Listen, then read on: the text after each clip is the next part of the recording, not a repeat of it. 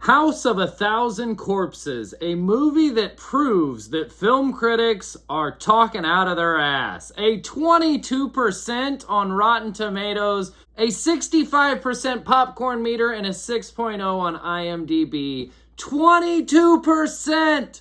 Today we're talking about House of a Thousand Corpses, released in 2003, written and directed by musician and artist Rob Zombie. This is his feature film directorial debut. He did direct a few music videos for White Zombie when he was in that band. With a budget of $7 million, this film grossed $17 million worldwide. Not bad for your initial start. This is a pretty good horror movie. I enjoy the hell out of it, and I'm appalled it got a 22% tomato meter. Filmed on a tight 25-day shoot, the film was shot on the back lot of Universal Studios and also a ranch in Valencia, California. The film was completed in the year 2000, although Universal shelved it. Rob Zombie eventually bought the rights for the film from Universal, distributed it to Lionsgate, and they released it for a theatrical release in 2003. Top 5 interesting facts for House of a Thousand Corpses. Fact number 5. Rob Zombie and his brother, the frontman for the band Power Man 5000, if you remember them, then you're definitely at the right channel, both have a cameo in the film. They are the two young boys who are pictured on the missing poster. It's pictures of them whenever they were children, and they both have little cameos. Interesting fact. Interesting fact number 4.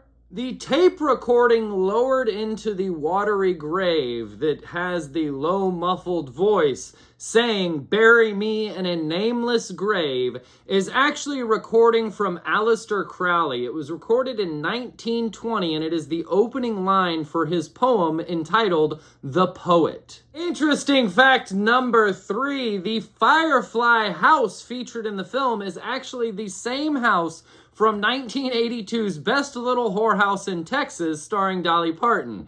And it's on Universal Studios lot, and it is part of their tram tour. During filming House of a Thousand Corpses, they refused to stop the tram tour, which interrupted shooting constantly and delayed the production. Interesting fact number 2 about House of a Thousand Corpses. Most of the cutaway shots were actually filmed after the 25-day shoot had wrapped up. They were filmed in Rob Zombie's basement. He would just call some of the actors over on the weekend, have a party, and complete a few of these shots. He shot them with a handheld 16mm film, and they look grainy, and it's a big aspect of the movie, is these cutaway shots that look like VHS and personal tapes. Most all of that was filmed in Rob Zombie's basement.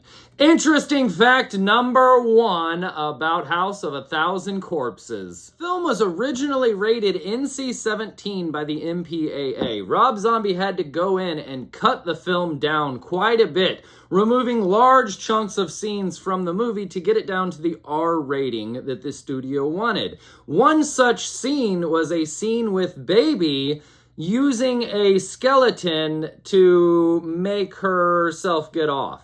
She's making out with the skeleton. She's using the skeleton's hand to rub all over her body and upstairs and downstairs until she reaches a climax. Yeah, I can see why they had a problem with that. It's pretty disturbing just talking about it. A lot of stuff was cut, and Rob Zombie said it's all cut, it's all gone, it'll probably never see the light of day. But he filmed a lot more to this movie. It's only a 90-minute movie, but yeah, that's some disturbing stuff. I really love this movie. I have since it came out. When it came out, I was 17 years old, 16 years old. I like this movie. I think it's great. What do you think in the comments below? I say 7 out of 10. I would probably say 6 out of 10 for most people. I get it. Like, it's definitely its own genre. If you're not into the whole inbred family of psychotic murderers theme, like Hills Have Eyes and things like that, Texas Chainsaw Massacre, not your bag. I get it. Texas Chainsaw Massacre is one of my favorite movies of all time, and I enjoy this film. It's got a lot of really cool, cheesy stuff that I really love. I want to take a deep dive for the first 20 minutes of this film. I'm not going to edit this. This is just me talking. But I like this movie, so let's get into it. For our Halloween rating, I'm giving it a 3 out of 5 on the jump scare meter. There's a few jump scares in the movie.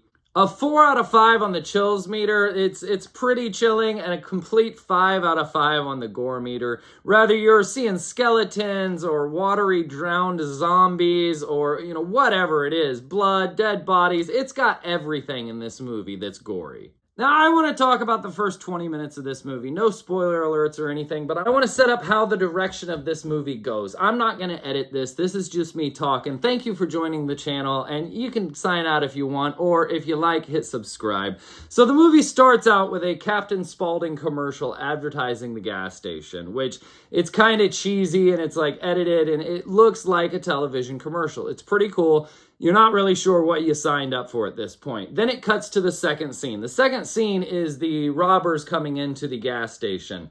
And Captain Spaulding shoots one of the robbers. So when the kids come into the gas station later, you already have this sense of dread that he's not a great guy. The third scene is the title sequence, and it's got Rob Zombie's song, House of a Thousand Corpses. And it's really slow and deliberate. It's a long opening title scene, which is a tribute, a throwback to 70s movies, which is what this is. It's a 70s movie.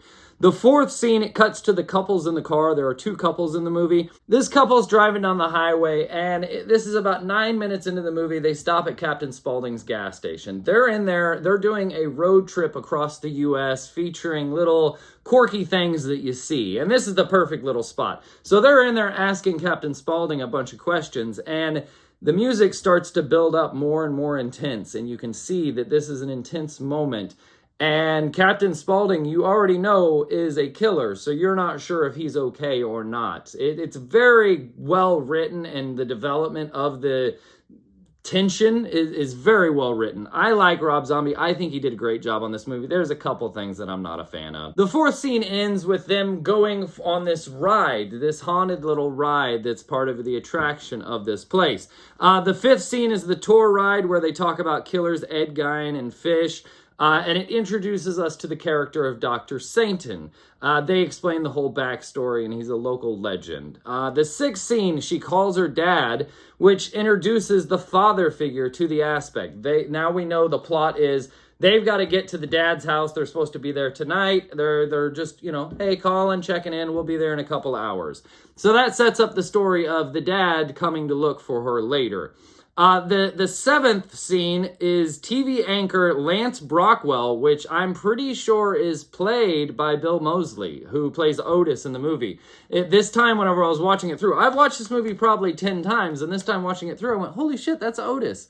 He's got, like, I think he's got a mustache, but he's got 70s hair. He looks nothing like Bill Moseley, but I'm pretty sure it's Bill Moseley. It's uncredited at the end of the movie.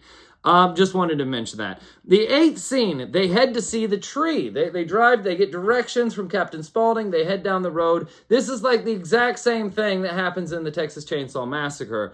And again, one of my favorite movies. So they drive down and they're heading to see this tree where Dr. Sainton was hung. In this scene, they meet Baby for the first time. And it cuts, this is the first like cut scene that I talked about, where it's cut to this grainy footage that looks like it's a VHS tape. Like, this is a big aspect of the movie, and it's weird that he filmed all this in his basement after post, because it's a large portion of the movie. At this point, Rufus shoots their tire out, so they're stranded on the side of the road. Baby says, I live right up the road, let me go get my brother, he's got a tow truck. Now, two characters, Baby and Dwight Schrute, head up to the house, and they go to visit the family. At this point, you're now introduced to Otis, you're introduced to the entire cast of the family. Mama Firefly, everyone is there. And at this point, it's 23 minutes into the movie. You are now introduced to all of the characters, everyone in the family. You're introduced to the dad that'll be the hero, in a sense, at the end of the movie. You're introduced to everything that you need to know about this entire film in 23 minutes. Now the children are trapped in this creepy house with the rest of this family. At 26 minutes into the movie, it's like, bang, it's on, let's do this. That's all you need, 26 minutes to set up a film. I like this movie, and I think it does a lot of things really, really well. A few other things I want to talk about really quick is they have Agatha Christie's, which is Agatha Christie tribute. It's a cereal that Tiny's eating, Agatha Christie's.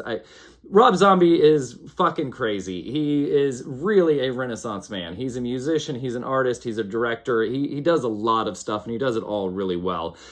The film has the typical trope of the final girl. The final girl somehow survives all of this mass murder and everything. She is the daughter of the father, obviously. Dr. Satan at 117, the guard for Dr. Satan. This would be my biggest fault with this movie. Still no spoilers, but the goggled-eyed, pig-faced monster who's oozing goo out of his face. That's the one thing that I don't like. The final girl finally makes it through all of this. She sees Dr. Satan, and then this guard comes down to kill her. I think, why introduce another character at this point? It's too much. I think there would have been a much better way to do that. However, you can't kill one of the main characters, so I get it. It's just, that guard is ridiculous. That was a little bit too far for me. But the guard somehow topples down a bunch of stuff on himself and kills himself. So you think. I'm not going to talk about the rest of the movie, but it ends with the title sequence saying "the end" and then comes up with a question mark. It is definitely set up for a sequel.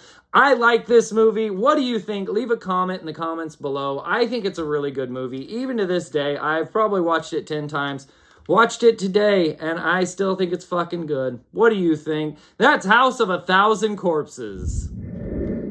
A 22% tomato meter on Rotten Tomatoes. Are you kidding me? This movie is great. I like this movie.